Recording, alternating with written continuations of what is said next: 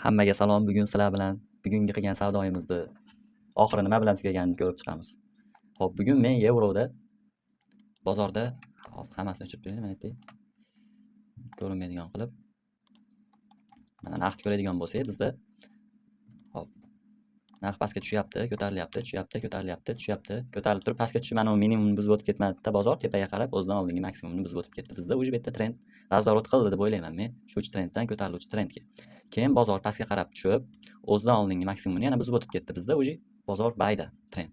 Endi qaytib kelishidan o'zimning strategiyam bo'yicha Fibonacci'ni tortdim. Bu minimumdan bozor orqaga qaytishni boshlagandan keyin bu maksimumga.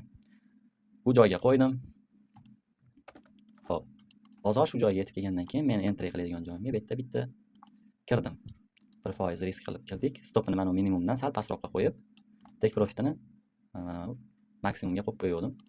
Bozor bizda pastga tushib, stopni olishga sal-pal yetmasdan orqaga qarab qaytib, biz take profitimizni olib berdi bu yerda. Bu joyda bizda trend MSS bo'lgan. Bitta buy side'lar yechilgan.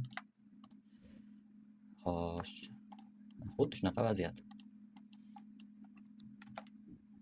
Ko'radigan bo'lsak,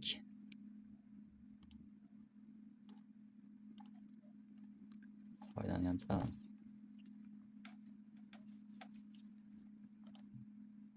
Bizda bu mana take profit olganda nima deydi? Dalil isboti.